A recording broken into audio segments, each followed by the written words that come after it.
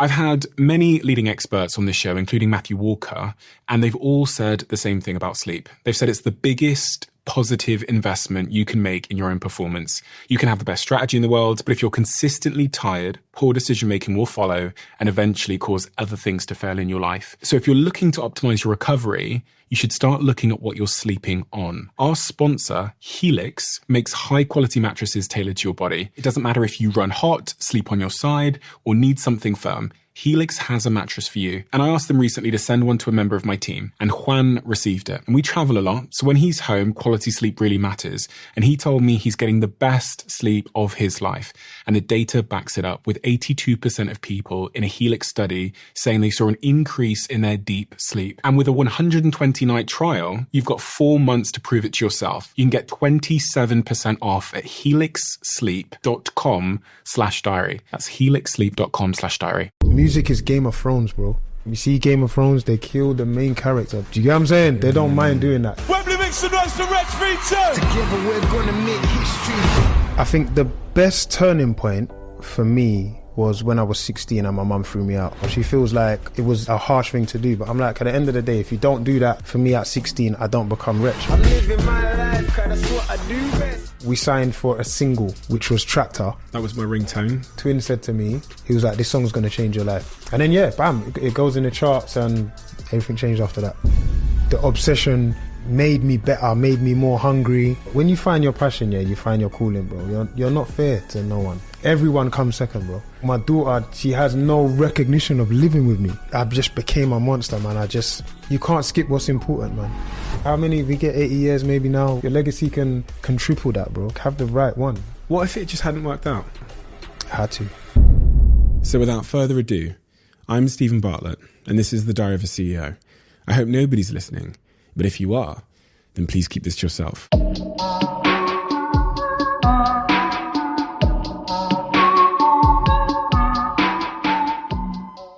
Wretch, take me back to Tottenham when you were growing up. I'm a big believer, and to be honest, I always start these podcasts in the same way, because I came to learn when I was younger the importance of those early years on shaping who we become as adults. And someone said this wonderful quote to me, that we're actually just children living out the stories we told ourselves about ourselves long ago. Mm-hmm. So take me back to Tottenham, where you grew up, and the context in which made you the man you are today. Grew up in Seven Sisters in an estate called Tiverton. Tottenham was just notorious, innit, for a lot of madness, a lot of crime, a lot of this, a lot of that. And I think for me, just growing up and learning how to navigate through that, how to understand who you are, what you're here for. And also my parents and grandparents and all that, they were proper embedded in, fighting against police brutality. So I always had a lot of understanding about certain things that were probably above my age. I feel like I was always someone that could get along with everyone. Like whether cool kid, uncool kid, whatever, like I could always have something to speak about with anyone. And I think throughout life, that's always helped me and it's always been beneficial. But it definitely started when I was young.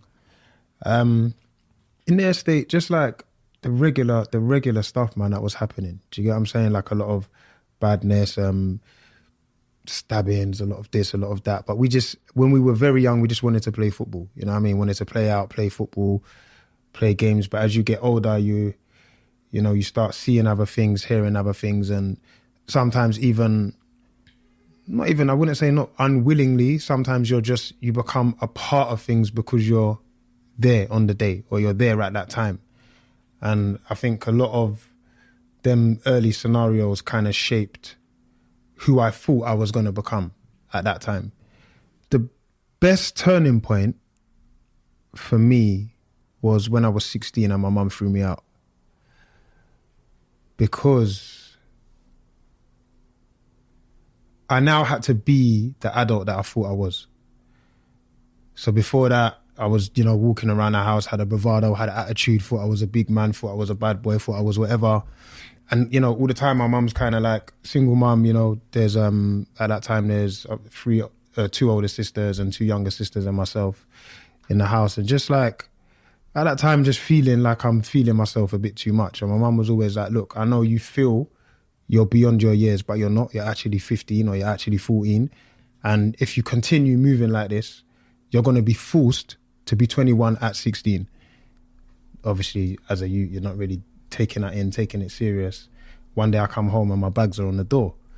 So I'm kind of like, all right, cool. And I'm like mad prideful as well. So at the time, my sisters were like, look, just have a conversation with her. She's going to sort it out. Just calm down a bit, whatever. But I'm just feeling myself still too much. So I'm kind of just like, whatever. I took my bags, went to my cousin's house for a little while.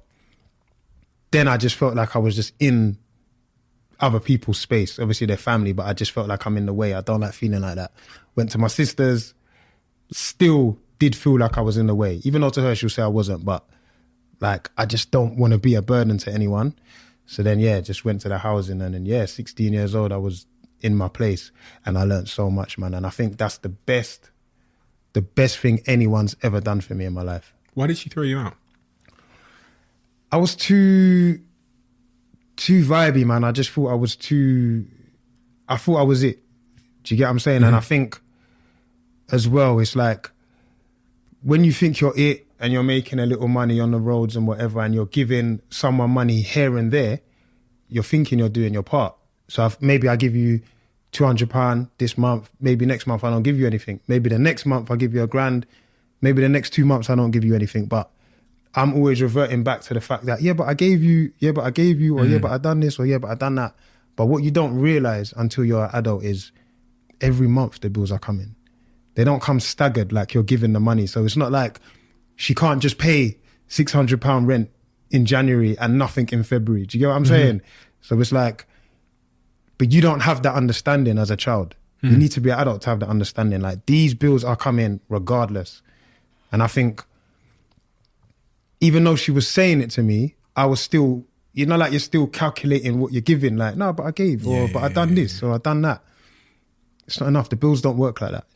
Being 16 and learning them harsh lessons, it's just harsh reality. And I was just like, I actually thought I was a big man. And it's like years out, like I was angry with my mum for a bit at the time, as you would be. Not speaking to her? Kind of trying to be like that. But like letters are still going there, so you're still going there. Ask my sister, give me the letters, bring out the letters, don't really want to go in, whatever. Still, being attached to pride and being attached to too much attitude. And I just had to like humble myself one day, and I just be like, do you know what, Mum, that was the best thing anyone's ever done for me. And she was like, to this day, like when she hears me say it, it still upsets her, because she feels like it was, a harsh thing to do. But I'm like, at the end of the day, if you don't do that for me at 16, I don't become Wretch at 20 odd, because he's too comfortable. Wretch comes out of being uncomfortable, being backed in a corner, being forced to be, to be a provider, being forced to be the man of his house, rather than thinking he's the man of his mum's house. The man of your house. Did you know your father? Yeah. Did you have a relationship with him? Yeah. My dad's was very, very serious, man. Very serious, very strict, very well respected because of, in the area with all the police brutality and all of that, all the things that they fought for and still fight for, him, my uncle and my nan. But just very, very, very harsh. Very harsh. And the DJ as well. So old school, you remember they used to string up sound systems. Like my mum's house, like all the speakers throughout the passage, one of the rooms, all the speakers, like all of us had to share because the speakers had their own room. You get what I'm saying? I'm like, Mum, can't I at least sleep in the speaker? Like, I'm sharing with my sisters. I need a little space or whatever. But yeah. Good relationship. Obviously, him and my mum parted ways. And still kept a relationship. Like, I don't have that, I don't know my dad thing. Like, I know my dad, yeah. And your grandmother, one of the things you said about her was that watching her take care of your grandfather who had cancer was a really pivotal moment, watching you, how sort of caring she was with him, and right up until the point that he passed away. Like when you're young, your first experiences of death are like so severe, man, like so impactful. Not that it gets any easier, but you understand it more, I think, when you get older. And I just think at the time, I've never understood strength until I met that situation with my grandma. And it was just how she was, like Caribbean. So when I'd come around, she's like, make sure you come back again, because I'm soon dead. And I'm saying, you're saying to me he's soon dead. Like, he's not going to die. I don't even understand the severity of cancer as young as I was at that time. She's like, yeah, man, I'm soon dead, man. He's like, and all my friends that he liked, she's like, make sure you bring them to say goodbye. And I'm like, say goodbye? Like, what the hell? Like, everything's cool. But it's like, she's saying it to me like that. But my mum and my dad, they're not like explaining the severity of the situation to me. They're not saying like, there's a countdown. So I've got my aunt saying like, yo, we're giving him organic food. We're doing this. So I'm thinking, yo, we're fighting it. But every time I'm going back, it's like, he's becoming like, I don't know, less and less and smaller and smaller. And now I can see it, but I'm still, I don't know, I guess the word's naive, innit? Like you're very hopeful and you're naive, thinking, no, it's going to be cool. Because to be fair, he'd been saying he was sick for years, but he was undiagnosed. He was ill, but we didn't know. When he went to the doctor, he died. Once he got diagnosed, it's a countdown now. So I don't know if mentally something happens there. I don't know how that works, but just watching her, you know, through when he became incontinent, like washing him, bathing him, feeding him, just being there the whole way through. I was just like, that to me was the real definition of a marriage. That is, you know, sickness and health. Do you get what I'm saying? That is death do us part. That was literally till death do us part. And I'm like, I don't know if I'd ever see that level of strength again. The other thing that I really stuck out to me about your childhood as I was reading through your backstory was that moment when you're 9 and a car comes up next to you. Yeah. Tell me about that. What happened what did that teach you? At that point, like, Tottenham was warring with a lot of surrounding areas, innit? So it was like Ford Fiestas back then, tinted cars rolling through the estate, just looking for whoever they're looking for. But I live in the middle of it. And being young, but being tall. And remember back then, when everyone's warring with each other, like now we have the internet, so everyone knows who everyone is, what everyone looks like, whatever. Back then, nobody didn't. It was just a description, like he's dark skinned and skinny. Do you get what I'm saying? So they come in looking for a dark skinned and skinny guy, but I'm 9 and I'm going shop. And then I remember the car was breezing up to me. And I'm thinking, bro, why is it driving like that? Skids, wind down the window. And then I look in the car, I'm like, bro. But it's just like, nah. And then drive off. And I just thought, bro, like, what the hell? Like, I just thought, imagine if I ran. Like, because, you know, like for a second I was going to run. Like, I was thinking, bro, the car's, because it's driving towards me, I can run that way. He ain't going to be able to spin around. But I just remember thinking, like, I haven't even done anything. Do you get what I'm saying? Like, first of all. But then when it stopped and then done that, I was just like, let's drive off. And I think that thing there made me feel like it's probably better to be involved than to not. At the time.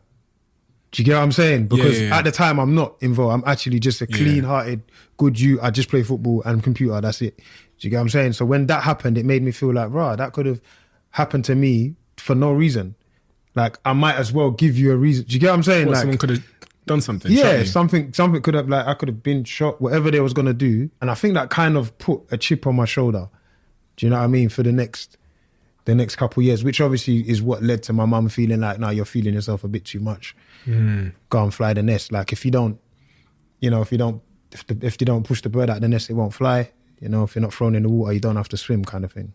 And a lot of men, I mean, this happens not just on the estate, but men that don't grow up in such circumstances, they start using that like bravado as a form of self-defense, but it ends up inflicting self-harm in some way. I mean, that's what you tend to see with a lot of gangs, right? You join to defend yourself or to try and fit in, but it leads you down a path of self-harm. Yeah, because you go from, I'm doing this to fight back. Yeah. And then you go from fighting back in the form of defense to offense now. Because it's gone from, I'm just defending myself to now I'm out in a club or I'm out somewhere, and now you're getting into situations with people that you feel look like you might end up in a situation with. So now it's just happening now. It's proactive. Yeah, do you get what I'm saying? Whereas really, if you both were just defending yourselves, then you can be cool to walk past each other or be in the same club at the same time or whatever. I think a lot of like things being unsaid, like when things ain't clear, like just because you're in an environment and you feel, I don't know, you might not have an issue with anyone in the environment, but because there's no clarity, because they haven't said we don't have nothing with you and you haven't said we don't have nothing with you, it's just tense. I mean, that's life, right? Relationships, you know what business, I mean? Communication is stuff. And there's just a little tenseness, and it's like, why is it tense? And then depending on how the ice breaks, Do you get what I'm saying? Yeah. If it breaks the right way, it's cool. If it breaks the wrong way, then it's just erupting into something that didn't even exist, to be fair, in the first place. And at that age, what did you want to be when you grew up? What was the aspiration? Probably wanted to be Ian Wright. Realised early on that ain't going to happen. I liked music. I didn't want to be a musician though. Why? It didn't seem realistic. You didn't know anyone in your tribal circle that had gotten Yeah, there? it was like the musicians were like Other people. Jay-Z. Or, yeah. you know what I'm saying? Tupac or Nas. Like, that was somewhere else. So it's like, yeah, you can do it for fun. So we do it for fun. We write whatever, record on tapes, blah, blah, blah. But I never thought like, this could be a career. I could make money from this. I could live in this space. So I guess like I was into trying to understand what else happens outside my estate. Because also what happens, you feel like your family, your friends become your family in the estate. The sweet shop is basically a supermarket. So you don't need to leave. You just move from house to house. Then we're all outside, we play football. Then it's 9 p.m, we buy ice poles. Then everyone goes home, we do it again tomorrow. And you just end up in a cycle of that. But then someone told me, actually, I saw one of my friends in an advert, a guy from my estate called Frank, he was in a Lexus advert as a kid. And I was like, when he come on the telly, I was like, Mom, that's Francis. Like, he lives over there. I said, Frank. When I saw him, I said, Frank, how did you get in an advert? He was like, I've got an agent. I was like, is it? How did you get an agent? He's like, there's a newspaper that comes out every Thursday called The Stage. So he's like, buy The Stage, it costs £1, but it just shows you so much different things. So I used to buy that newspaper, just to see like, what else can happen? Like, what else is there? And there used to be like auditions or whatever. To be fair, I'd never really go to any, but I think like, I was just intrigued about like what else exists, like what other people are doing. Then I'd see something about the Brit School. I'm like, right, I wonder what that is. Like all these things that we don't know nothing about. Anna Shears, I used to see Sylvia Young, all these things in the paper, but there was always a price, a cost, like sign up for this or pay for the portfolio or whatever. And I, obviously at like 11, 12, 13 years, you can't, you know what I mean? My mum, she's not going to, there's too many of us to ask for that. We need school uniform first and foremost. Everything else is secondary. So, yeah. How old were you when you decided that you were going to like record a mixtape and like publish it and try and sell it? 2006 when it came out, wasn't it? 2006, Learn From My Mixtape came out. That's my first CD, 24 songs on there. I tried getting it on Spotify, I couldn't. Nah, it's not. I need to get it up on there. People ask, but I think there might be 1 or 2 American beats. Right. So that's why we're struggling with that. But yeah, man, I think at that point, I'd been on pirate radio, been on Heat FM. And I was just like, then I became obsessed. I was obsessed. I was just like, I need to go studio as much as I can. Everything I was doing was to put into being able to record. And then once I had 7 or 8 CDs with about 9 songs on each, I was like, right, I've got like 50, 60 something songs. Like, this is mad. Maybe I should just do a project. So then I came up with the idea, Learn From My Mixtape, because I wanted it to be like quite educational, like not in a school way, but in a streets way. Like I always wanted to like educate the youths and let them know there was other ways of doing things, kind of thing. That's always been my thing. So yeah, came up with that, made that project. The funny thing about that CD is that you give it to the guy to press up, you pay your £600 or £700, and then he presses it up. But back then they were so long. You're ringing him every Friday. Has it arrived? No, it's not arrived yet. Ringing. So the day my son's born, I'm in the hospital, I get a phone call and it's the guy and I'm like, so the baby's born, healthy, everything's cool. I answer the phone, he's like, your CDs are here, come now. Because he's not, I don't know, I don't remember if it was a Friday, but he wasn't in tomorrow, he wasn't in for the next 2 days. So it was like, come now. So obviously I'll come off the phone, I'm in the hospital holding my son. So like his mom's looked at me and she's like, who was that? I was like, yeah, man, the CDs are here. But she knows that this is my thing. So this is like, but this is the thing when you make music. You're obsessed, bro. You're obsessed. So I'm like looking at my watch, like, you get what I'm saying? And she's like, then she just looks at me and she goes, to go and get the CDs, man. just go and get the CDs. I'm like, thank you, man. Like, I give up my son. Jumped in the car, ripped to Croydon, picked up 1,000 CDs. 1,000? 1,000, bro. You got them all in the car? 1,000, all in the car, bro. 1,000. Like, seats, 2 of us in the car, seats down, cut like 1,000. It takes up bare space as well. Got them back. So then, like, just put them in the hallway, went and picked them up, brought her home, and she was just like, you need to get these out of this house. Because now there's a buggy, there's Moses basket, there's all of this stuff. I'm just like, I'm just feeling mad pressure. I'm just like, bro, it was just fun and exciting, man. It was like my life was reborn, my son was born. I just felt like a new energy. I was re-energized, and I just wanted to go, man. So it was like, spent the next couple weeks doing the sailing return. So it's like, so you take them to a shop. If they don't sell them, they go back, bro.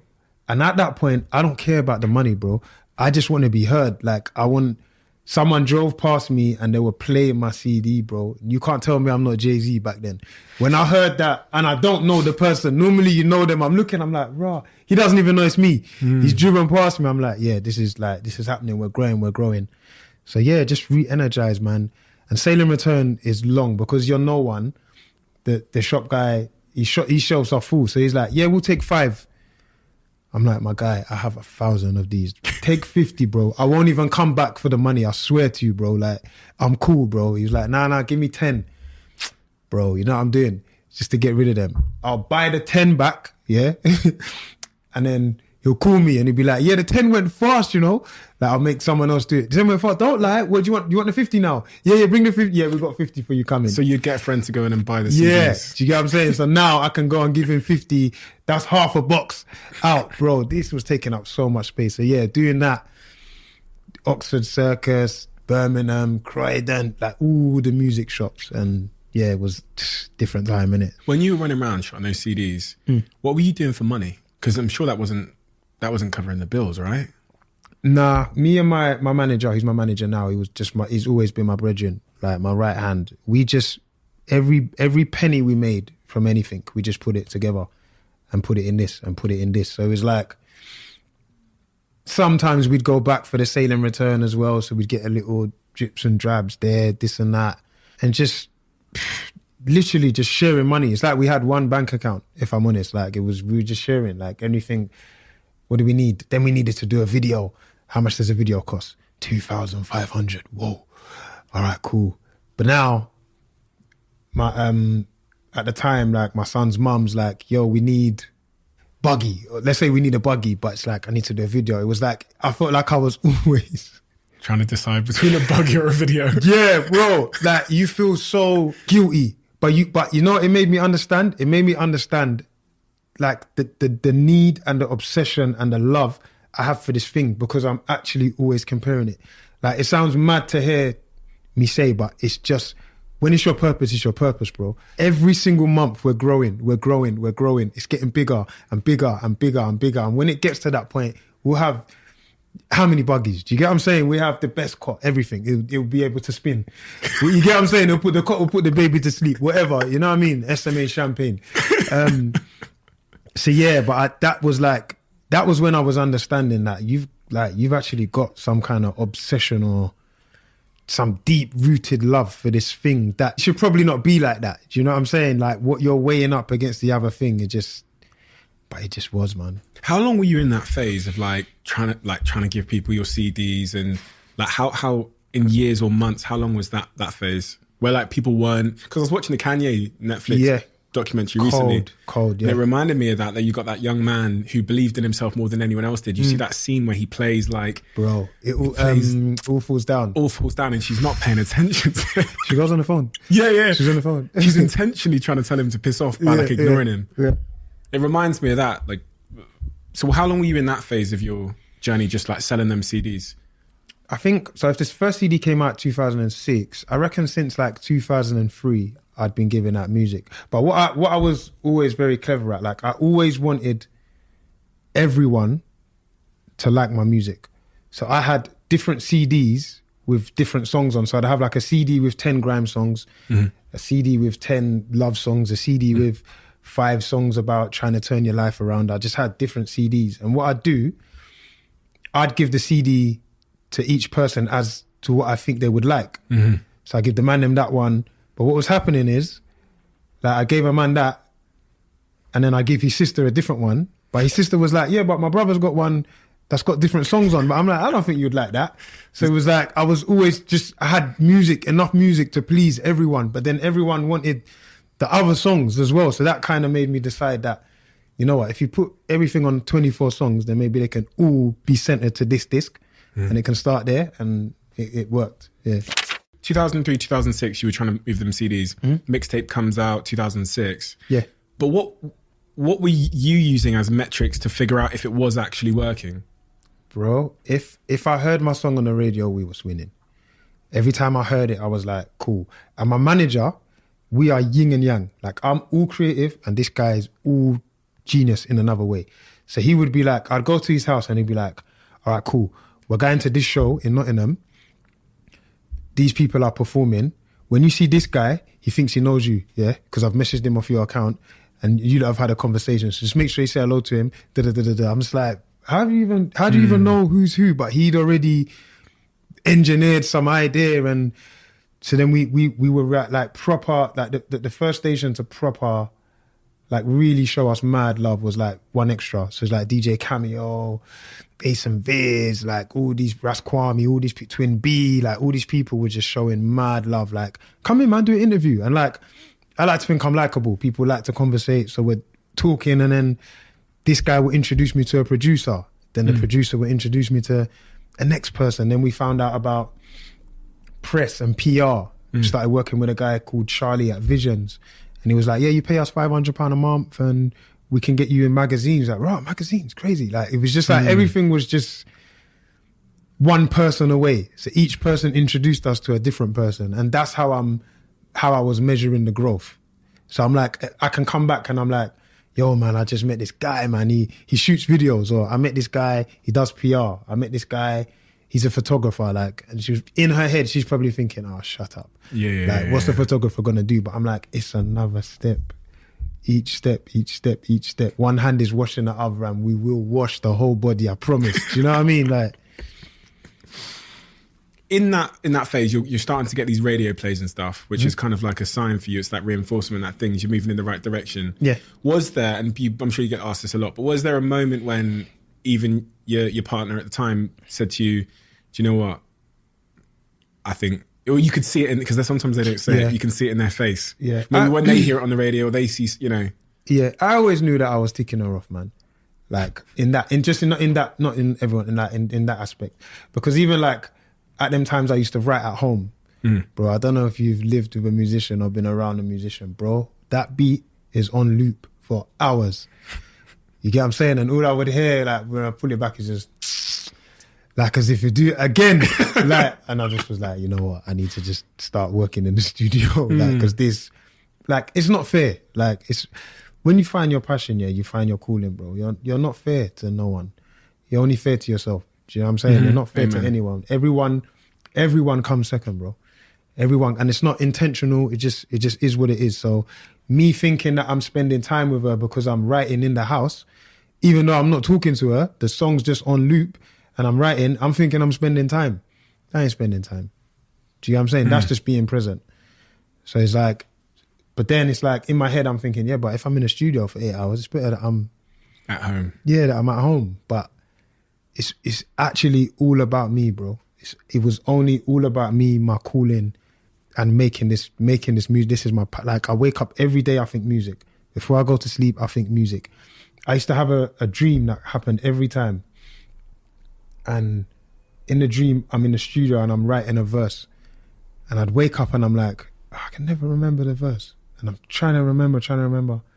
One day I woke up, I'm like, right, I had a pen and paper by my bed. I left it there. I wrote out the verse that I wrote in my dream. I was like, bro, this is like, to me, I'm like, I'm believing in this now. I'm like, this has to be fate or something. Like, this has to be engineered by someone higher than you, man. Like, from your writing in your sleep, literally. So just going and going. I want to get up to the point when you released Black and White in 2011. Yeah. What happens between that mixtape coming out in 2006 to 2011? What are the most significant moments or pivotal moments where things took a turn in a good direction? Okay, like more exposure and little things happening here and there. Like MTV asked us to do something for Black History Month. It was like a freestyle. That was strong because it showed people I could write, perform, stick to topic.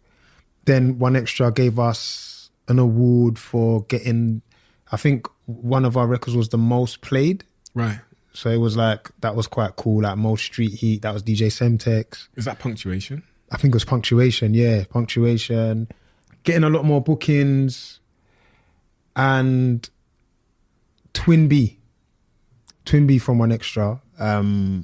Always having conversations with him. Like he just gave me an understanding of the game on the other side, because at the time he was working at Ministry, and he just had so many gems, and he made me understand, because I used to think like, why am I not signed? Like, why was I not signed? Why am I not signed? Am I not good? Or it's not about good or great. It's about timing, and it's about what can a label help you do? How can a label help you be bigger? What do you need to achieve before you step into a label? So with all these conversations, you know, doing loads of collaborations as well. And then Richard Antwi and Twin B, they form a record label called Levels. And they're like, we want to sign you, man. And I'm like, rah, okay. Like, what happens now kind of thing. It's like, now you need a lawyer. Now you need, you know, all these other things. And it was just like, once it got to that point, I knew that it was serious, because Richard Antwi had worked with Adele, so many different people. Do you get what I'm saying? And I knew that this guy was serious. Twin, music lover. We'd had endless conversations on the phone about music. And they had their situation with Ministry of Sound. So they were like a subsidiary of Ministry of Sound. So it was like signed to Levels, like, you know, and Ministry as well. And I just knew that was the right thing to do at the time. When you get that news that they want to sign you, what's Ashley saying? Do you come home and you're like, ha! Yeah, innit? We done it! I don't think I do, you know. I guess by that point, just me being about me, the relationship's not where it could have been or where it should have been. Do you know what I mean? Mm-hmm. So I think by that time we're already going our separate ways. Yeah, kind of drifting apart. But yes, I didn't get to kind of have that thing. But I think she's, you know, she's happy for me. Always been happy for me. Always knew that this was what I needed to do. She knew that it was a need and not a want. Because of the things, everything I was weighing it up against, she knew that this is a need. Like, this guy needs to do this. Like, he needs it. So, yeah.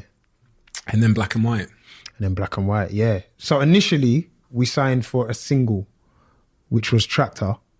That was my ringtone in 2012. Yeah, that was my ringtone. I don't even know what phone it was, but it was my ringtone when I did one day at university before I dropped out, and that was my ringtone from day one. My guy. Yeah. We had that record, and Twin said to me, when I put the verses down, he was like, this song's going to change your life. Really? He said that? Yeah. And I was like, I don't know how you know that, but you're my guy. So I'm believing in you. And I'm like, I just didn't know what would happen next. So I'm still going back to them times when I'd go to the record shops, and kind of buy back the CDs to give more. So when I'm out in the club, if they're playing the tune or they're not playing the tune, I'm making sure they play the song. You get what I'm saying? Like, I'm saying, what does it take? What? All the drinks? Cool. I'll order drinks. Play that song when the drinks come. Like, I'm making sure that this song is being heard. We're trying everything. We're not trying to, our thing was always floor to ceiling. We'd make sure we'd covered everything floor to ceiling. And then, bam, it goes in the charts, and literally everything changed. Everything changed after that. Take me through that process. So it goes in the charts, and then you start, just what's it like? Because I never had a hit. Bro, it's like you get throughout that week. So say like the song's available to buy on Sunday, it was back then. So Monday morning, like the labels kind of knows the numbers, innit? So they're kind of like, you're number 8. I'm like, raw, number 8. They're like, yeah, but we'll catch 7 and 6, maybe 5. Then the next day it's like, yeah, you're number 6. I'm like, what the hell? Like, and it's just going higher. Then it gets to 4, I think, and it goes back to 5, and it's like it's 5, and it's like, right, we want to hold in the top 5, and it's just, I don't know. I just think at that time, yeah, you almost step into a vehicle and then it just starts moving, and it's like, you know, like when you're driving through an area, you're looking out the window, you're just seeing things, and you're just seeing people, but you're just moving. It was just moving, bro. Like, it was just moving. It was moving. And then you're doing Glastonbury, and then you're doing Wireless, and you're doing V Festival, and you're doing, everything was just moving. Everything happened so fast that I don't think I even stopped to take it in at that time. And then it was cool. You done it once. That was one single. Now we want to do an album. What's the next single? It's like, now you've got to do it again. And it's like, I didn't even really know how I done it in the first place, if I'm honest. Like, do you get what I'm saying? It was just a cool song, sounded good, and it worked. And then it was just like, okay, make a second single, and then made a second single while making the album. And it was just moving, man. Everything was just, it happens. You know when they say, like, you wait your whole life for it to happen overnight? Literally waited a whole life for it to happen overnight. And once it happened, it just didn't stop. It just the ball kept rolling, man. Were you prepared for it mentally, I don't know, socially? Were you prepared for that train to pick you up and drag you off into your dream like that? I don't think so, no. But I think luckily, the only thing I wanted to do still at that time was make music. I think if I wanted to, I can see like how, like, you know, like an artist has a hit and then just all over the papers and just getting involved in different things. I can see how that can happen. Temptation, right? Yeah, because you end up in other places other than where you should be. But for me, it was still always about the studio. Like, I'd go raving, but I'd go raving at 1 o'clock because the engineer's tired or the producer's tired and we finish. And I don't have the best night's sleep. I don't sleep too well.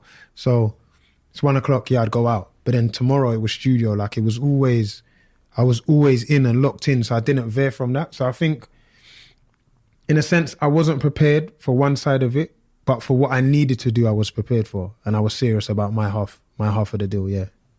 And then, so that album becomes a huge success, a real breakthrough moment for you. And then obviously when the album's done, you have another pressure, right? Which is the expectation of that album, right? Bro, go again. Do you get what I'm saying? Like, flip a coin 10 times and get heads. Yeah? All right, cool. Now do another 10. Do you know what I'm saying? It's literally like, how am I going to... Yeah, get heads every time. Every time. Do you know what I'm saying? Get heads. Go and do it, bro. You done it? Do it. Go. For me, like, making music is the part that I'm in control of. I never feel pressured about that. Never. Because I have what I have to say. I feel what I feel. And I'm going to pour all of that into music. I'm going to pour all of that into the album. No problem. I just think at that time, what was getting tricky was Ministry was kind of happy that we'd had 3 top 5 singles and was kind of just, you know, more as a business, more happy to stay in that domain. Like, yeah, let's just churn out the hits. And I think after Black and White and all of that and all the things, like, you know, just, I think I had a lot of frustration in me and it was almost, it's almost a side of my life which I saw my uncle and my dad and all of that talking about the police, like that side of me was coming out. Whereas I'd always mention it in my music, I just felt like I had something else to say. Do you know what I'm saying? Everything happened with Mark Duggan and all of that, and I was like, I need to speak about what's going on. And I think it was a bit of a difference of opinion. Do you know what I'm saying? Ministry of Sound, when these kind of songs ain't hit records, so it was a bit of friction. So we had to work our way, you know, around that.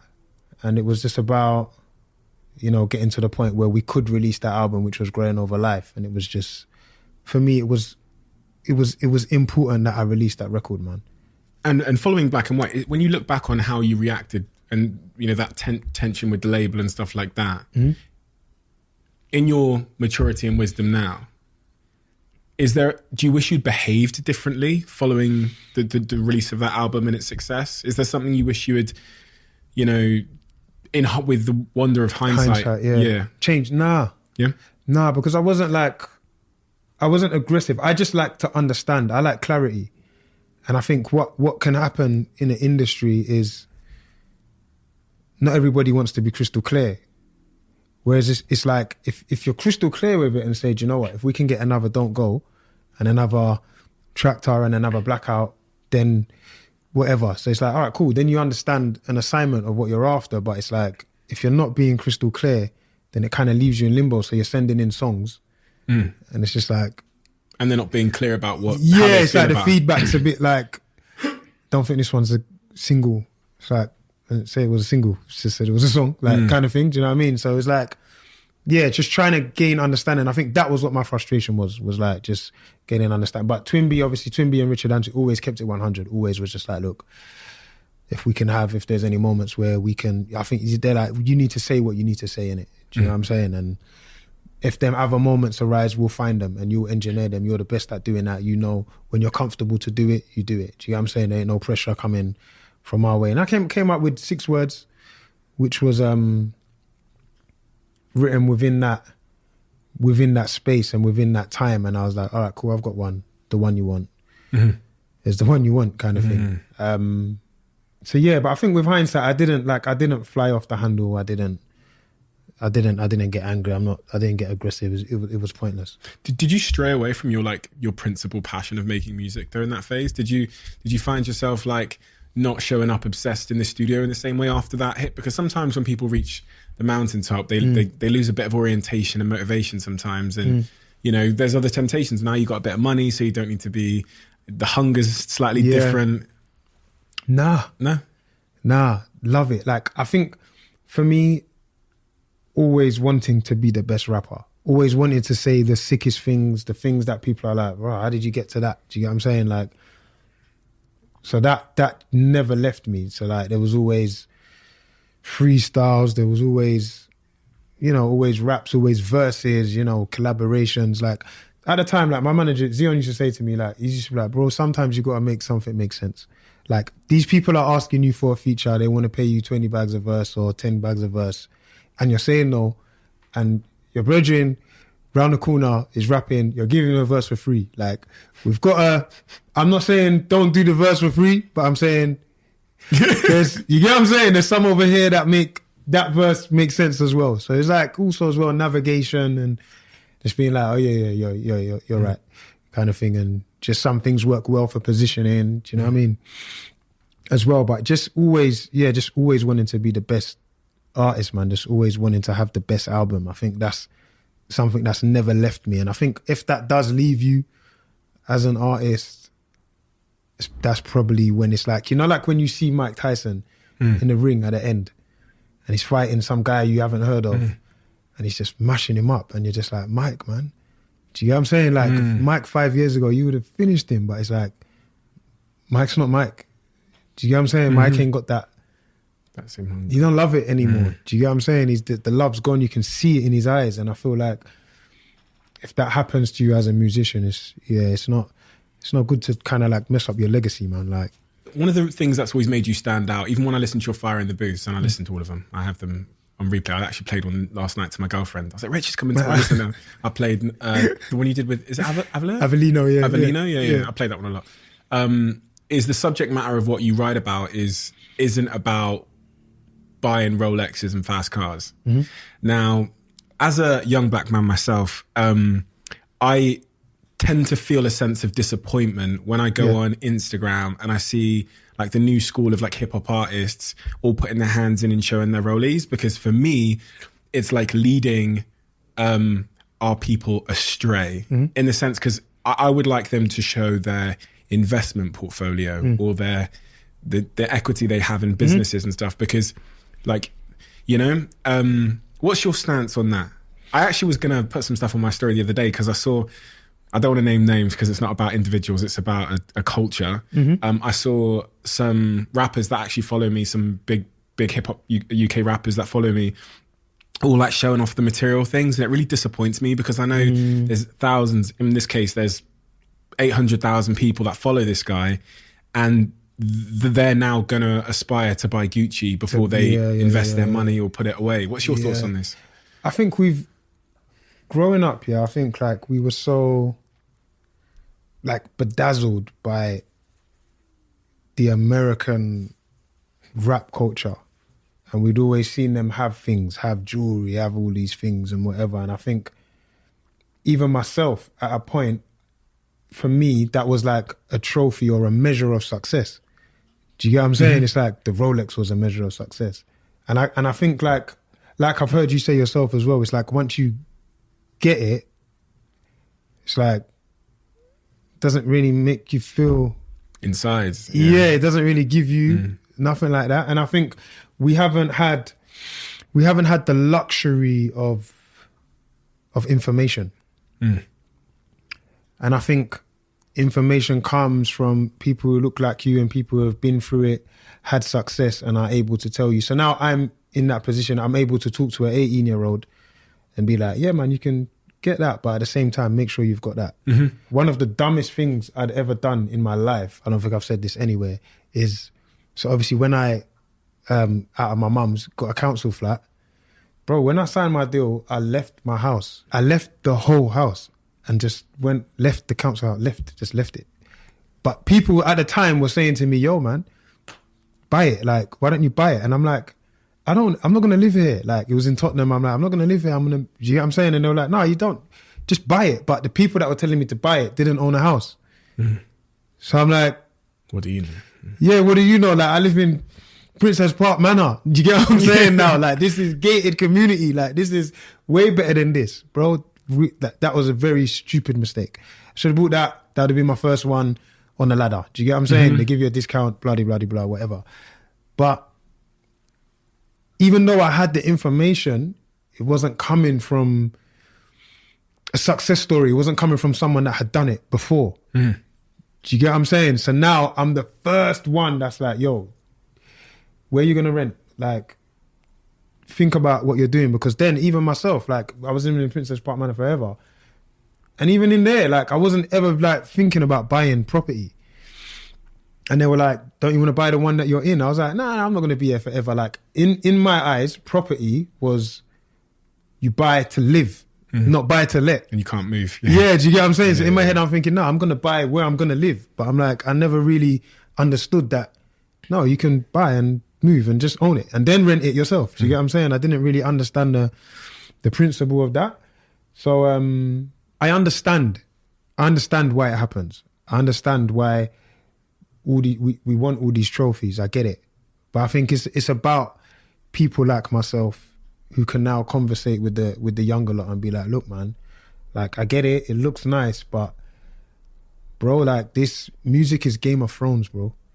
Music is you see Game of Thrones, they kill the main character, bro. Do you get what I'm saying? They don't mind doing that. Music is Game of Thrones, bro. You're Michael Jackson on Monday, you're T.O. Jackson on Tuesday, bro. Like, and then you can be Michael again by Sunday. You get what I'm saying? Like, it's musical chairs, bro. Like, you have to understand, we're not always going to be number one forever. So just make sure you're buying a foundation for your foundation, man. Yeah. When you had, your first big breakthrough moment, at the time, did you somewhere in your mind think that this meant that you would be number one forever? Is there part of you that goes, oh, we've done it now, in terms of like, now I know the equation? Yeah. A bit of complacency, maybe. I kind of think like the more you understand, because obviously, but at that time, there's a route to get to number one. And it's like, your song's launched by Mr. Jam or Annie Mac, and then the pre-order's out, and then you go for playlisting on Radio 1, 1Extra, Capital, and there's a route that puts you on the pitch. Do you get what I'm saying? Contention to to get it. So there's a route. Steps, So, but the problem is, you can't believe in the route more than you believe in the fruit. So you can't think that this route can work with whatever fruit you give it. Do you get what I'm saying? Still has to be an apple, bro. Do you get what I'm saying? Like, it still has to be fruitful. It still has to be a record, a sick record. Do you get what I'm saying? So then, you like, we've had some records that I thought, like, there's one or two that I thought, like, the root can carry it. And then when the root don't carry it, you realize, like, nah, this don't work every time. You don't You don't just you don't get 10 heads in a row, bro. You get what I'm saying? You get tails one time, and then it's how you bounce back from that. Have you had to talk to me about bouncing back from that then? Because you know, even as a fan of yours, like I'll play records of yours when they drop, and I'll be like, I'll say to my boys, and we got this little chat on WhatsApp. I'll say this one is a fucking like this one is I'm like this one's gonna be right, and then it might not get there, and another one might. You must have that all the time. And how do you manage the expectation of like creating a project, you believing that it's X, Y, and Z? I mean, I do that with these podcasts as well. You just never know like which episode's gonna bang, right? And then putting it out there. And that bit being out of your control. How does that feel? Like, and if you had moments like that where you've created something and put it out there and you go, what? Yeah, you have to understand that that's the side that we're not in control of. Do you get what I'm saying? Like, and as an artist, just make it for you. Make it for you. Put your best foot forward, but make it for you. Because if I make a song that I think is rubbish, but I think everyone's gonna like, yeah? And I put a song out, everybody likes it, it goes to number 1. I now have to perform this song. This song is in my discography. This is in my catalogue. Like, my great grandkids are going to hear this song. Do you get what I'm saying? And not even have had a conversation with me. That's going to be their representation of their great grandfather. Be proud of your art, man. Do you get what I'm saying? Be proud of it. So for me, it's like, I put my blood, sweat, tears and skin in my album. When it comes out, if they like it, if they don't like it, what can I can't do anything more than I done. And I put my best foot forward. And I think you have to live by that, man. Because you either have the hit that you don't like, or you put out the record that you don't like and it's not a hit. So now you've got to, now you're wrestling back to get back to where you was for something you didn't even like anyway. Do you get what I'm saying? Just put your best foot forward, man. And stay true to yourself. Yeah, stay true to yourself, man, because this is your legacy. Like, me now, I try and look at it all made sense to me when I started seeing my career from the end till today. And I'm like, what navigates me is, will I be happy with this at the end? So I make a song today and I'm listening to the tune and I'm like, will I be happy with this at the end? Yeah, it can work for today then. But if I feel like at the end, I might feel like, ooh, I don't think you should have put that one out. It's not worth it. It's not worth it. It's not worth it, bro. Oh, yeah, what we got, how many? We get 80 years maybe now, whatever. You like, your legacy can triple that, bro. Do you get what I'm saying? Like, have the right one. Have the right one. You're in control of that. That's what you are in control of.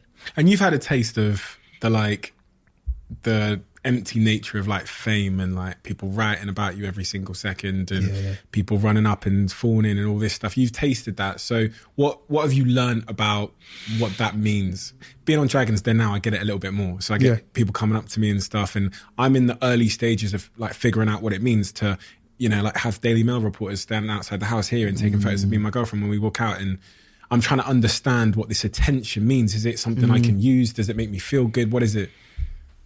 It didn't make me feel good, man. I didn't. That's one thing I've always wanted to be in the shadows. Like, I've always not wanted that part of it. Some people understand how to use it though. Do you get what I'm saying? Because say, for example, you're designing clothing and it's like every time they shoot you, they're putting it in a magazine. Do you get what I'm saying? Like, you're being mass exposed and your clothing's being mass exposed. But it's like, if you don't wish for that, if you don't desire for that, then it's like, I feel like it was useless for me being in the front of certain magazines for nothing, like nothing artistic. Do you get what I mean? And I know people say like, any publicity is good publicity. I'm like, sometimes you can just be famous for nothing. And no one wants to be the guy that's like the most famous person in the world and no money. Do you know what I mean? Or like, not, and I don't say money like to be rich. I just mean like, everyone knows who you are and everywhere you're walking, you're stopping and it's having a conversation, taking a picture, taking a this, taking a that, taking a that. But like, your thing's not in order. Like, you're not going to feel good being that person. So like, I I never really liked it, man. I was hiding from the paps, man, all the time. In your come up, did you ever experience what they call like imposter syndrome? Walking into rooms and feeling like, what the fuck am I doing here? Or being in situations and going like, I don't know if I deserve this, that voice inside. For a short period of time. But you know who made me overcome that? Richard Antwi. Like, he passed away, but he's such a champion. This guy walks into any meeting fearlessly. Like, you could be sitting down with the head of HMV and he's going to tell them, yeah, you need to take 20,000 of our CDs and da-da-da-da-da. And you're just like, rah, like, you're just, like, he made me feel like, you're you, bro. Like, you're gold. You're the gold as well, you know, you're gold, bro. Like, don't now walk into that room and because you think everything in here is gold, become silver. No, I'm gold as well. Do you get what I'm saying? And I think being around him and then that dripped down to my manager, Zion, as well, and he's got that thing as well where, bro, we were having like, I remember we done a thing with Lucozade where they put us on like, on the bottles. Yeah, on the bottles, yeah. And I remember like us sitting down, we were like tapping each other. So we're like, yeah, what do you want to put on the bottles? Like, yeah, man. We want to put our estate on the, but I'm thinking they're going to say no. But they're like, yeah, that would be sick. Like, yeah, picture of our estate. Yeah. And what else? Yeah, man, and this and that and that. And I realized, I was like, you can get the things that you think you can't get, you can get. Like, you are the gold as well. There's a reason why Lucozade want to partner up with Wretch. Do you get what I'm saying? Like, there's a reason. And it's like, sometimes we think they're so big, they don't, but they need, it's a two-way thing. It's a two-way street. So I think, yeah, for a short period of time I did, but then like Zion, Richard, Twin, like they just made me understand the importance of like, knowing your worth. Yeah, knowing your worth and just being fearless, man. Just walking into any room as me. Like, and like, I did feel that as well at certain times because obviously now we see the festival lineups like Wireless and all that. Like, you see Miss Banks, you see Steph London, you see Getch, you see Gigs, you see so many names. 2011, it wasn't like that, bro. You see Tiny, you might see Chip, you see Wretch. Do you get what I'm saying? It was like, or certain festivals, I'm the only representative of this genre. So it's like, when you're stepping into that, like, then you're feeling like, if I mess up, like if I even forget one line of my lyric, they ain't booking no one next year. Do you get what I'm saying? So it's like, then you've got this thing where it's like the fight's on, where you're fighting for the scene.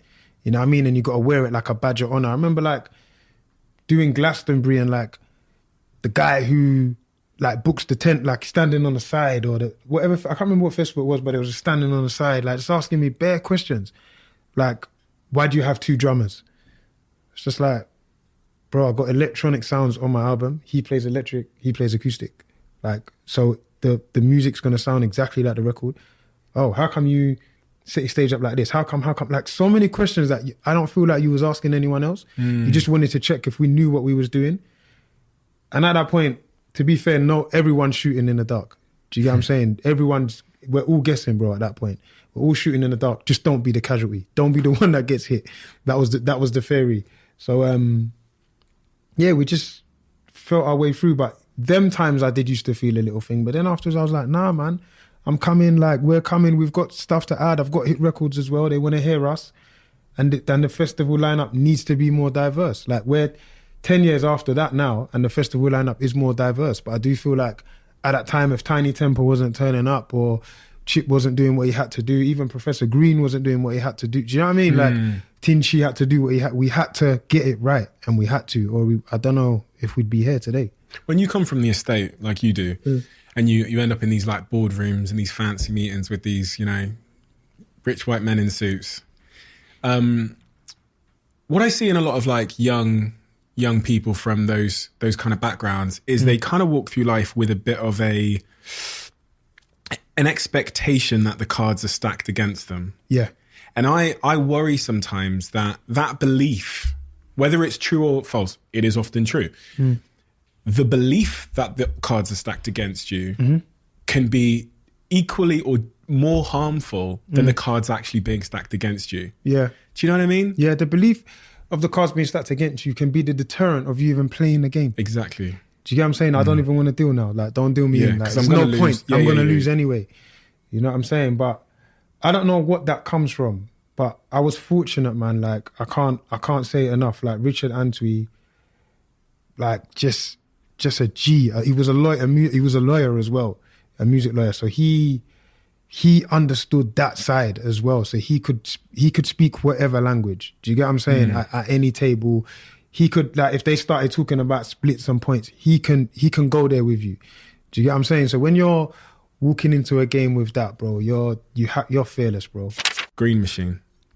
You started this business with your business partner, and it's now, I believe, the largest CBD shop in Europe by number of shops that you have. Yeah, by number of stores, square feet, they say. Oh, yeah. by square feet. Tell me about Green Machine. Green Machine. If I'm honest, I'm someone who like don't believe in paracetamols. I don't like take stuff like that. A mate of mine was always telling me that like he's going into this CBD space, and I'm like, what's CBD? And he's like, it's basically a natural alternative to medicine. So I'm like, okay. He's like, it's gonna be the future. Like, it's gonna be the future. So I'm like, all right, cool. What does it do? He's like, well, people come in, cancer patients, people with MS, people with fibromyalgia, people with lupus, people that can't sleep, people that suffer with severe headaches. Okay, and what does it do for them? I wouldn't say it cures them, but it helps them manage their illness. So I'm like, all right, cool. So to me, this sounds like paracetamol. Because I don't believe in paracetamol, it don't work on me. So I don't take it. I haven't taken it for years. So I'm all right, cool. So I go and link him and I get all the products. Yeah, I get all the products and I give it out to family members. Someone's got fibromyalgia. Can you just try it and just tell me what happens? Like, it's absolutely nothing to do with me. Just give me honest feedback. Severe headaches, you can't sleep, anxiety, whatever. Giving it out. Everyone came back and was like, I couldn't sleep, I'm now sleeping. Or the times when I was having joint problems, I'm rubbing the cream on and I'm okay. So I'm like, all right, cool. I haven't told these people this might potentially be anything to do with me. They're just being honest. So I'm like, all right, cool. What do I have that I can personally try? So I'm like, all right, I can't sleep. So let's try some of the O's. Try some of the O's. Bro, I'm sleeping. I'm like, all right, this is a real thing. So then like, I was like, cool, let me have a conversation with like the actual founder, yeah? A guy called Paul, who's absolute genius in this realm. And I'm like, what's your story?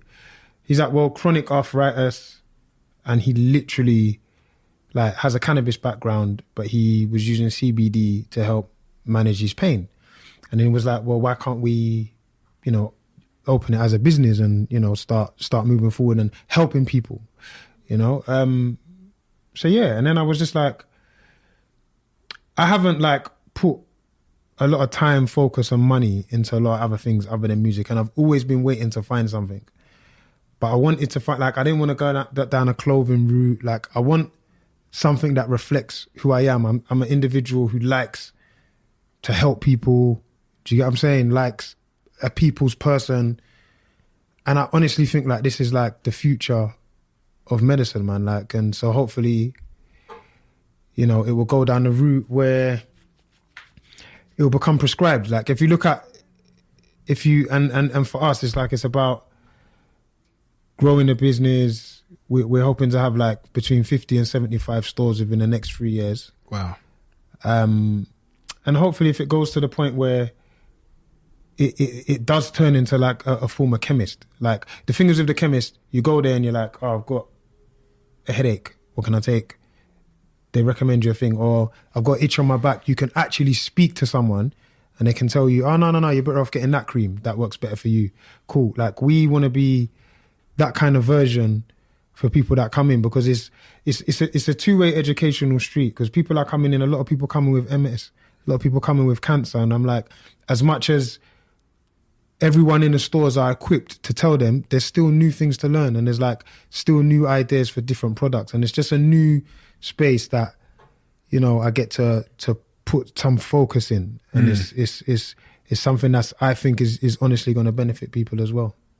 And we've tried a lot of the products. They're all amazing. This one actually tastes amazing as well. The grapefruit and mint drink. And we went down there earlier. We got some coffees and some of the oils and stuff, the creams that I'm going to try as well. Super interesting. The other thing that you're involved in, which I think is a fairly new thing, is the Def Jam position. So you're now the creative director there? Yeah. That's dope. That is just... It's mad. Yeah, I'm working with such a cold bunch, man. Like everyone's extremely talented, man. And I think for me, more than anything, like it's sick to be on this side, because understanding it from the other side, like being the artist coming into an office or coming into an environment, I'm going to know the answers to a lot of the things what they're asking because I've been through it as well. So always on my come up, like I've always worked or had long conversations with artists that are coming, like whether it be Stormzy or it be Avelino, or it be Young and Krypton, whoever it may be. And I think like there was never like a role or a title or nothing. And it's like, you're not doing that for money or for finance. Like you literally want to see the game nourish. You want to see everyone blossom. So it's like the game's got bigger. And I think now it's about showing that we're able to work in the infrastructure and add value. Do you know what I'm saying? Like it's valuable, our artists being inside, to be able to speak to artists. Do you know what I'm saying? To be able to create, to be able to implement ideas. Because what happens is like I say, we jumped on a train at the beginning of 2011 and it just moved. And then I had to meet a tour manager and I had to meet a booking agent and all these things. And it's like, I can literally talk you through everything step by step. And that's like, if we're signing artists at ground zero, sometimes there's artists that are already put a paper, he's already here, already established, he signed to us. But it's like just having artistic conversations with artists. Do you know what I mean? And I think it's beautiful, man. I wake up and think art, wake up and think creative. So to be able to be in a space where I'm able to do that with artists that I love and respect, with people that I love and respect as well. Win-win, man. It's dope. Yeah. Earlier on you said till death do us part. I noticed you don't have a wedding ring on. No wedding ring. What's the situation there? You in a relationship? You dating? What's the? Yeah, in a relationship, not married. Have you struggled with relationships, or have you found it being a fairly obsessive person? Because throughout your story, I saw this word hunger over and over again, even when other people described you. And I'm thinking back to Ashley on that kitchen table getting annoyed at you. You know. Yeah, I think I'm understanding balance a lot more. I think that's come with maturity. And that's come with age. Like, balance is important. I had no balance back then.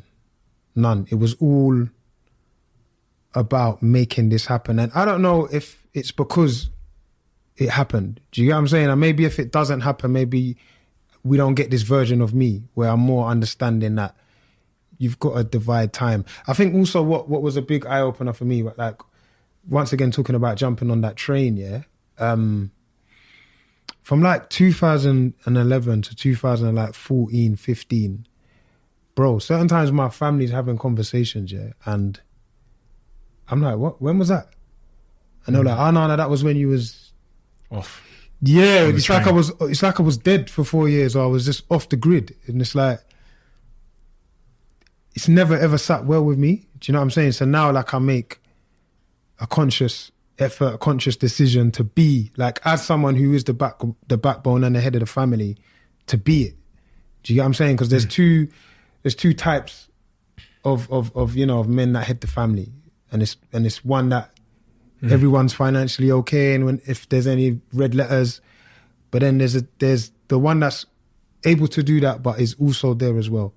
Like an hour on the phone, or let's go and sit down and talk for 4 hours, is as powerful as someone who can make a bill vanish. Do you get what I'm saying? And I think in 2011, I was more the other guy.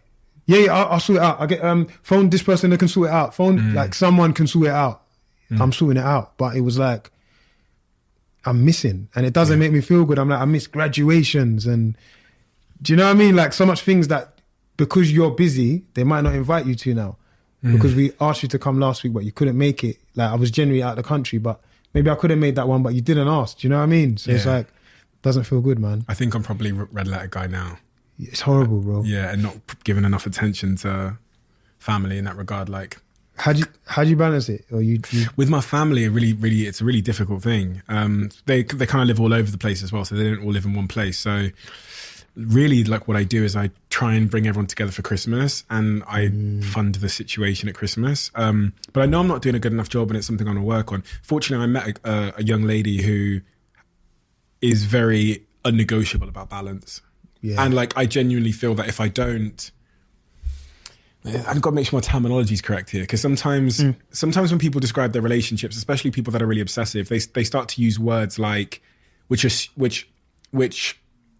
make it seem like I'm doing something to please someone so that they don't go. Yeah. Where it's not. Yeah. It's I want to do it, but she has given me the desire to want to be balanced in my life, which means like today, during the work day, I went for lunch with her, then came back quickly and like carried on with my research on you and stuff. I would never have done that before.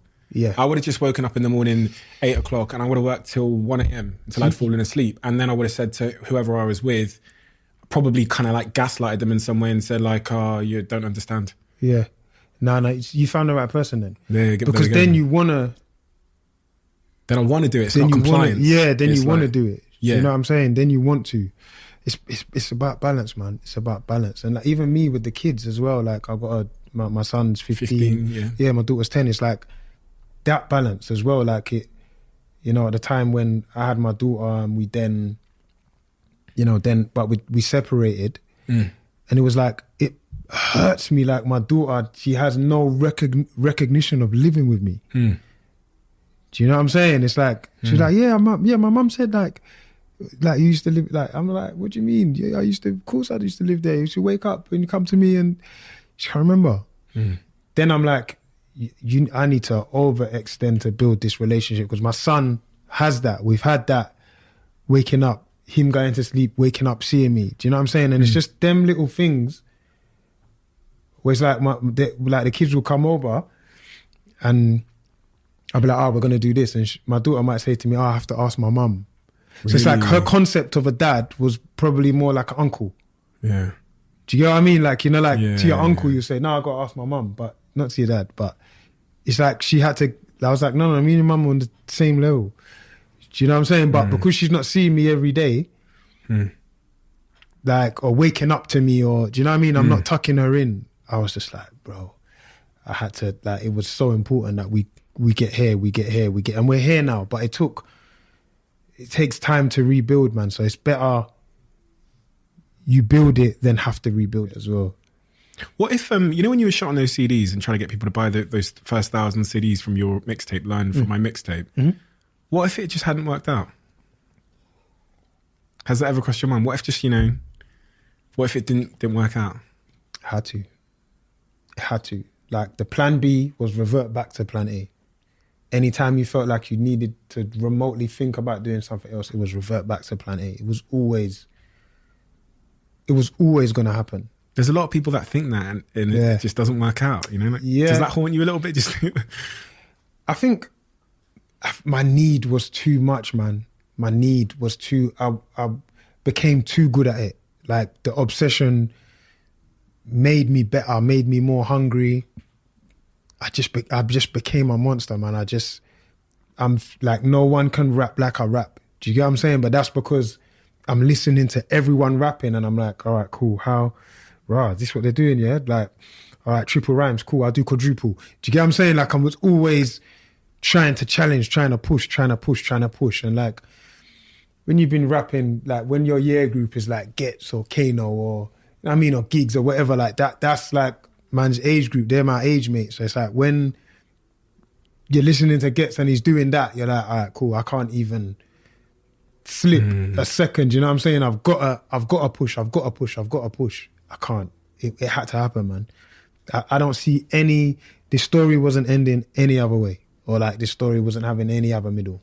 What would you say to musicians that, you know, are now coming up in this world of TikTok, and, you know, what do you think they need to make it and to follow in your footsteps? I mean, now that you also know the industry as well and the inner mechanics of that, because TikTok is powerful now, man. It's the new tastemaker. It's the new discovery library. Platform. It's the new discovery, man. And it's like, So remember when I said that there was a formula? Mm. And it was like, if that DJ plays it first on Thursday, and then TikTok is a part of that formula now. Like, you put a song on that sounds a certain way, it gets a certain amount of views, and that's an indicator to the record labels that this song's going to be amongst, you know, on the playing field of the hit playing field. It's become that. And I think you can use it to your advantage, but I guess, once again, like, the part we are in control of is the song, is the quality. Like, always make sure the quality is top notch, regardless, because all the things, everything else will change, bro. Like, Michael Jackson put out tapes, vinyls.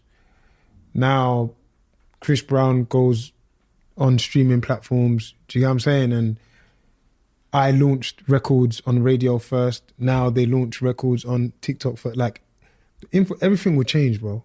But the quality will always remain. You can't skip it. You can't skip leg day, man. You're atting me there.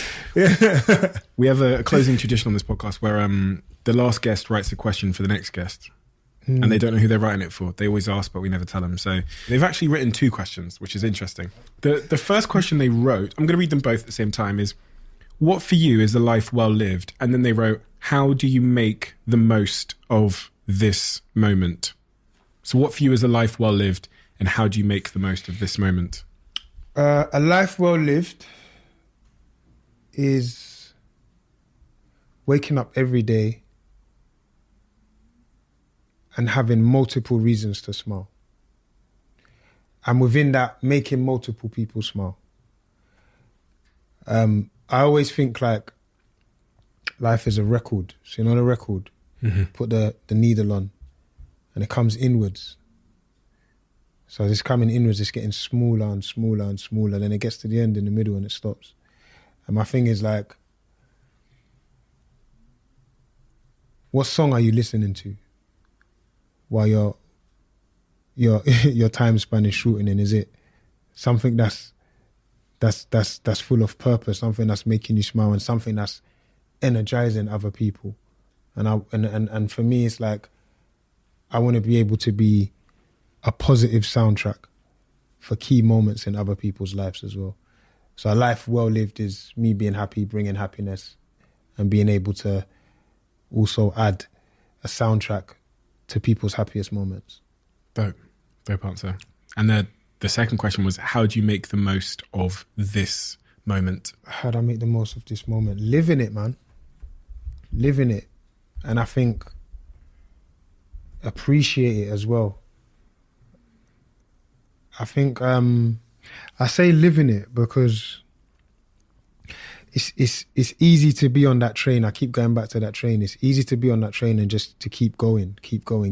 But for me, we don't meet anyone for no reason. There's no meaningless conversation. You know, there's always something to take from a conversation that you thought, what the hell was that about? Do you know what I'm saying? Because we're all, bro,